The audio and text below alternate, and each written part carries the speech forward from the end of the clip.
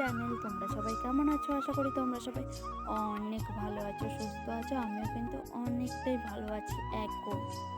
তো চলো, আজকে অনেক দিন পর আবার নতুন একটা ব্লগ নিয়ে চলে আসলাম। তো ব্লগটা শুরু করার আগে বড়দের অনেক অনেক প্রণাম এবং ছোটদের অনেক অনেক ভালোবাসা জানিয়ে আজকের ব্লগটা স্টার্ট করছি।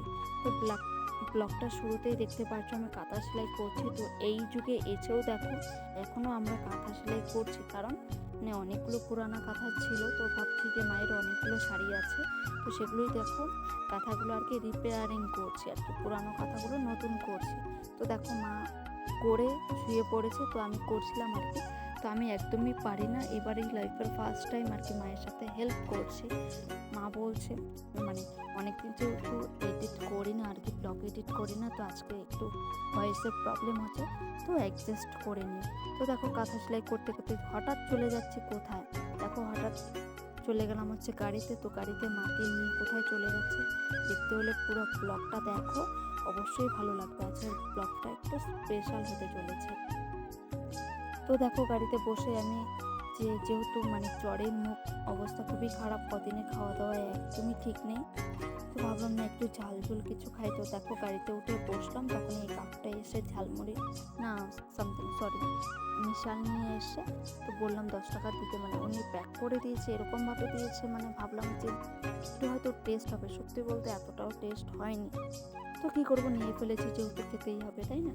তো দেখো বাসে বসে মামার বাড়ি যাচ্ছে, আর এদিকে বৃষ্টিও শুরু হচ্ছে, আমাদের সঙ্গে বৃষ্টিও মামার বাড়ি যাচ্ছে আর কি। কি বলবো, দেখো যখন আমরা বাড়ি থেকে বেরিয়েছিলাম তখনই আকাশটা খুবই খারাপ ছিল।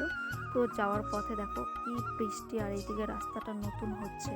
এটা হচ্ছে সলাবাড়ির দিকে যাওয়ার রাস্তা, নতুন রোড করছে আর কি, মহাসড়ক করছে।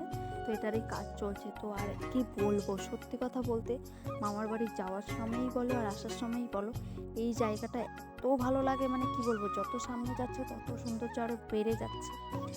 কি বলবো, এতটা সুন্দর। আর যেহেতু বর্ষাকাল এখন, চারিদিকে সবুজ আর সবুজ, কি বলবো, এত সুন্দর।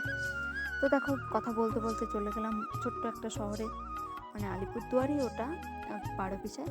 তো গিয়ে ভাবলাম যে না কিছু খেয়ে নিই। তো মাকে বললাম তুমি খাবে কিছু? মা বললো না আমি খাবো না। তো তারপর আবার বললে খাবে। তো দেখো চারটা নিয়ে নিল, মুখে পান সুপারি ছিল ওটা ফেলে দিল। তারপর আবার আমি নেবো, তো আমি ভাবলাম যে হয়তো 10 টাকা হবে না, কেমন যেন একটা চাট হয়েছে, আমাদের আলিপুরদুয়ারের মতো না।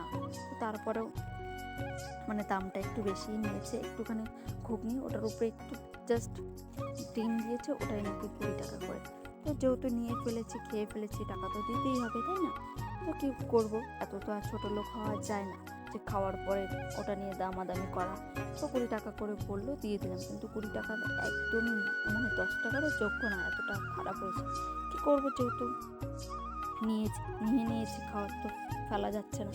তো আমারটাতে এতটা পরিমাণ লবণ বেশি লাগছিলো। তো মাকে ওটাই আমি মাকে বললাম যে তোমারটাতে কি লবণ বেশি না? মা বলে না। তো আমি বললাম হচ্ছে আমারটা খেয়ে দেখো, আমারটাতে না একটু লবণ বেশি, মুখে দেওয়া যাচ্ছে না। আর মা খেয়ে বললো হ্যাঁ, তো তোরটাতে হয়তো লবণ এক্সট্রা করে বিট লবণ দিয়েছে, তাই হয়তো বেশি, আমারটাতে ঠিকই আছে।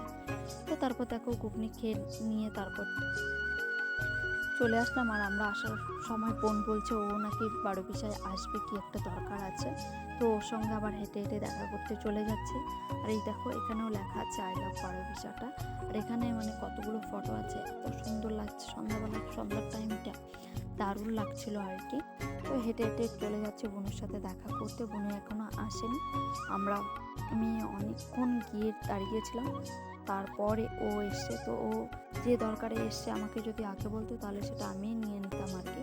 কেক নেওয়ার জন্য বলেছিল, আগের থেকে কেক অর্ডার দেওয়া ছিল, এখন জাস্ট নিয়ে নেবে। তো সেটার জন্য আবার এত দূর থেকে আসলো। তো আমি ভাবলাম যে আগেই বলতে পারতি, তাহলে আমিই নিয়ে নিতাম। তো তারপর ওই দেখো সেই দোকানটাতে, যেটাতে একটু আগে আমরা খেয়ে গেলাম, ওই দোকানটা। আর মা এদিকে হেঁটে হেঁটে যাচ্ছে আর কি আগে দিয়ে। আর সন্ধ্যাও হয়ে গেছে। আর আমরা সেদিন এনভিএসটি দিয়ে গিয়েছিলাম, এত তাড়াতাড়ি গিয়েছিল, কি বলবো।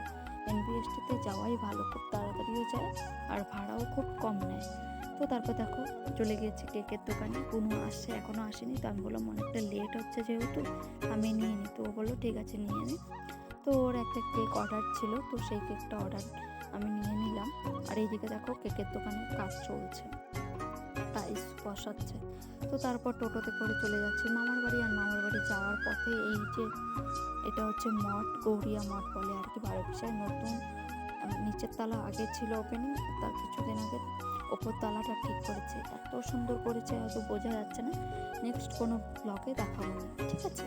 তো গিয়ে তারপর দেখো আমরা বার্থডে পেয়ে গেছি। এটাই হচ্ছে আমার মামার ছোট ছেলে। আমার তো একটাই মামা, মামার দুই ভাই আর কি, দুই ভাই এক বোন। তো এটা হচ্ছে ছোট ভাই, ওর 14 বছর কমপ্লিট। তো 14 বছরই আজকে বার্থডে সেলিব্রেশন হচ্ছে। তো কেকটা কেমন হয়েছে অবশ্যই জানিও। আমি গিয়ে মানে শরীরটা যেহেতু আমার খুবই খারাপ, তো একটু ঘুমিয়েছিলাম, ঘুমিয়ে থাকার পর উঠে দেখি এদিকে সব কমপ্লিট হয়ে গেছে। তো ফাইনালি ও কেকটা কেটে নেবে এখন। ওনার প্রচুর লজ্জা পাচ্ছে এত লোক দেখে। ও এমনিতেও একটু লাজুক, ও সবাইকে দেখে একটু লজ্জা পাচ্ছিল আর কি। তো আজকের ব্লগটা আর বেশি বড় করছি না, আজকের জন্য এতটুকুই থাকছে। দেখা হচ্ছে নেক্সট কোনো ব্লগে। ততক্ষণ যে যেখানে আছো খুব ভালো থেকো, সুস্থ থেকো। আর হ্যাঁ, আমার এই ছোট ভাইটাকে একটু সবাই আশীর্বাদ করো, ও যেন মানে ভবিষ্যতে ভালো মানুষ হতে পারে, মানে মানুষের মানসিকতাটা থাকে। ও এমনি মানে একটা চোখের একটু প্রবলেম। তো আর বেশি কিছু বলছি না, আজকের জন্য এতটুকুই। টাটা, বাই।